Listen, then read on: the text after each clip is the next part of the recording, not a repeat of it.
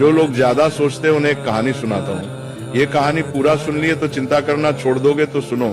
एक छोटे से गांव में आरव नाम का व्यक्ति रहता था। आरव बहुत मेहनती था, लेकिन उसकी एक आदत उसकी शांति छीन चुकी थी, बेहद चिंता करना। सुबह उठते ही वो सोचता कल क्या होगा, पैसा रहेगा या नहीं, लोग क्या कहेंगे, परिवार सुरक्षित रहेगा या नहीं।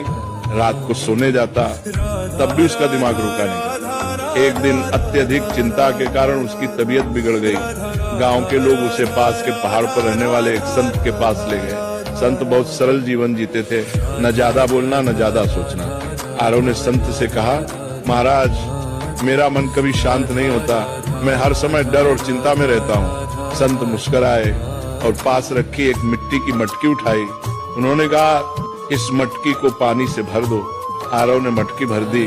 फिर संत बोले, अब इसे सिर पर रखो और चलो, लेकिन एक शर्त है, अगर एक बूंद भी गिरी तो तुम असफल हो जाओगे। आरव पूरी तरह मटकी पर ध्यान लगाकर चलने लगा।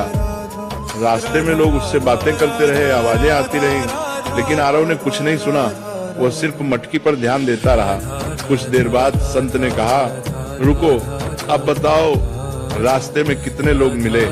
आरव बोला, महाराज मुझे कुछ पता नहीं, मैं तो बस मटकी बचाने पर ध्यान दे रहा था।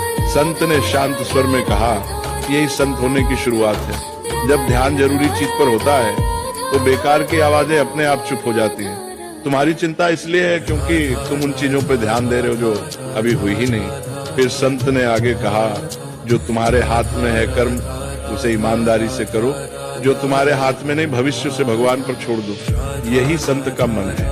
उस दिन आरव समझ गया, संत होना जंगल में जाना नहीं है, संत होना मन की अनावश्यक चिंताओं को छोड़ देना है। धीरे धीरे आरव ने चिंता कम की, वर्तमान में जीना सीखा, और वही व्यक्ति जो कभी बेचैन रहता था अब दूसरों को शांति की सीख देने लगा।